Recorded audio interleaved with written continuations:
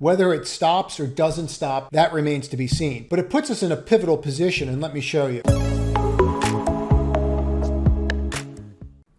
Okay, let's jump right into it. So the Fed comes out, raises rates, 25 basis points. That happens right here. And we're going to use the cues. After that happens, we have the 2:30 preview, which is the guide to what he's going to do going forward and what he has to say. Powell comes right down to here and we fill the gap. We form a doji and then we take off and go from there. What I don't like is I don't like the speed that this happened with him speaking, because essentially it's just him giving his opinion. And this is the market that we got out of it. Now, price pays, everything else is conversation. We're going to talk about this in greater detail at the end of this, but it's important to understand. It wasn't the rate hike that got us. It was his comments. Therefore, if he does not deliver on his comments, it's going to be an issue.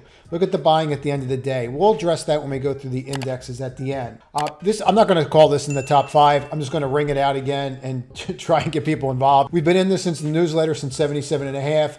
You're at 88.65. You're up $10. The dividends, $17. At this point, you have $7 worth of risk. Just throwing it back out there again. Let's look at some new names and some old names. So we threw this one out yesterday. Now, what I like about this is we have now popped over the RSI, the positive RSI, right? We're now popped over. We're sitting right here. So all we need to do is use for this trade 105 3/4. That's all you need to use. Then you need to see how you act right at this 21-day 109.50, and then you can kind of start working your way up. Now, we are in a trendless market, right? We have been in this trendless market for almost 18 months. So what we're looking for is just to get up and in and eventually get back to this level and grind there over months. But if you're looking for a trade based upon what China did today and their statements overnight in regards to what they're going to do to spur the economy, Taiwan Semiconductor benefits from that, and that's important to understand. So I like this, and I think it was grossly undervalued. Now, one that was not undervalued by the move today was Baba, and I'm not a fan of this company. Everybody knows that. What I will say about it is, see this squeeze? We actually started the day off in the trading room where I was talking about shorting it, and I flipped, and we wound up going long. Now, this is a pretty simple trade. Just watch it. So this is your level, right? And once you flip that level, that was pretty much in. It was risk on, and we were long this. And then we saw another buy, and you really have to drill down into these and look for patterns. But if you look for these patterns, they're everywhere. And once you know how to identify them, that's really the key. This gave us another entry right here, just off a simple 1-minute chart reading price action. See how you have these wicks? Wicks are price rejection. Why am I bringing that up? When somebody is at the top of the wick, what does that mean? It means that somebody is up there going, I'm just going to keep selling. I have nothing but sales. That's what that wick means, that one pivot point. Just like the bottom means I have nothing but buyers here. I'm just going to keep on buying. That's why these points are so specific and so important. Now, when you flip one, right, when you're done bonking, bonk, bonk, bonk, right, and you break through them, it means you've cleaned out a seller.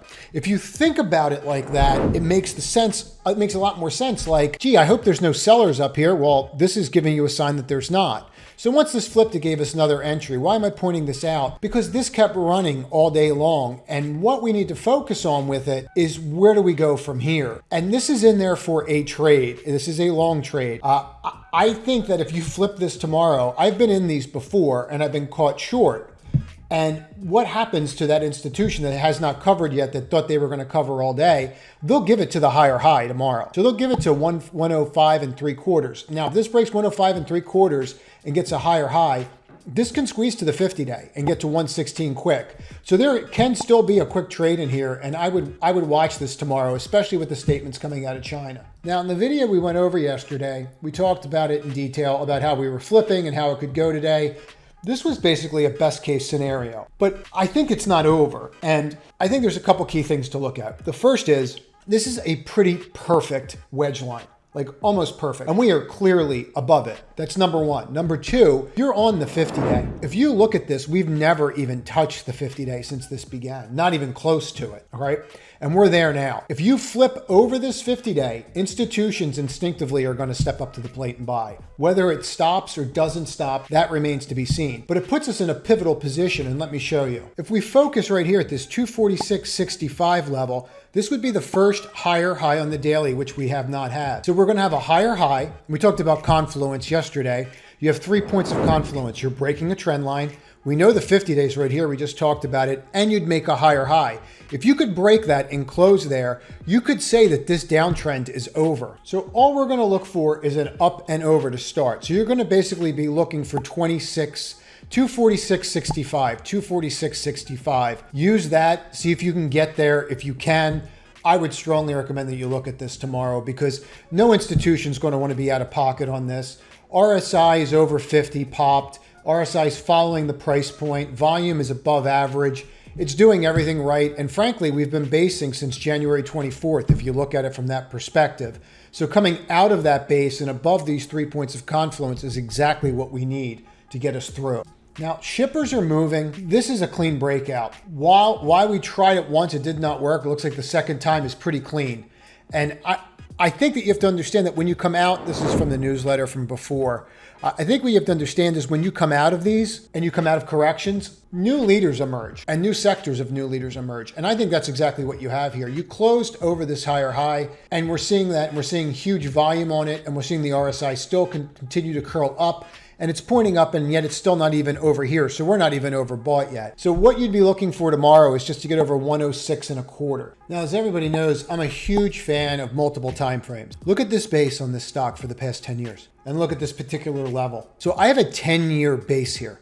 Okay, this is exactly what you want to see. And this is something that could be around for a while now. Now, if you break through that base and you can close over here in the month and you're above this 106, we're going to say 106.25, but you really want to get above that level, 106.75. But just focus on this, because if you can get above this, this is how it starts going. This will be a minor resistance point, okay, and that's 147.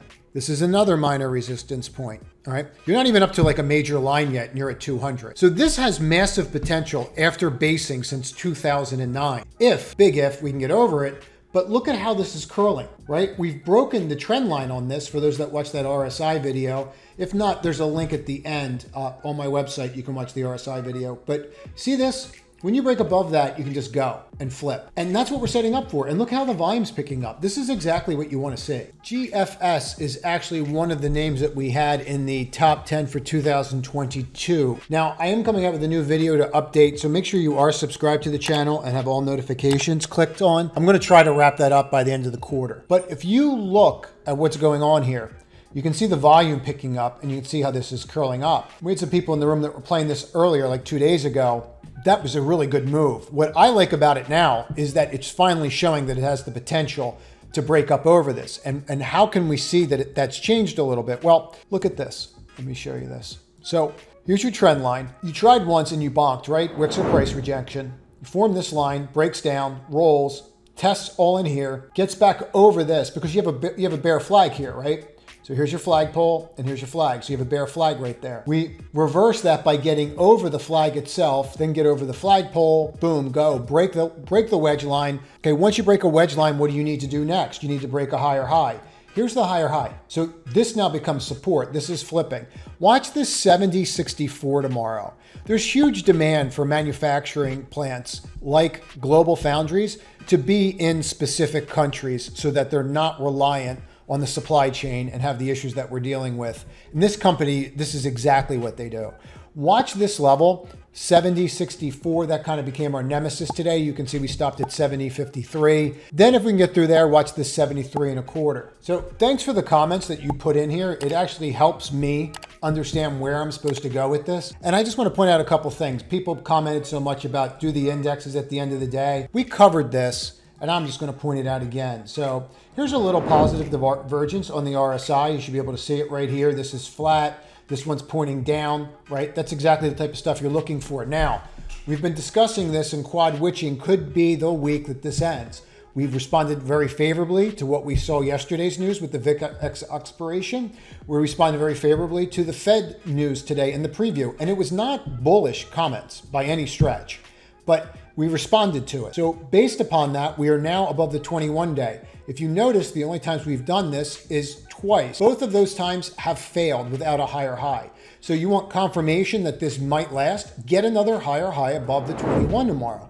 Then if you do, you have a higher degree of probability of getting to this 535 level. If you can get there, you could start dealing with levels like this on the way.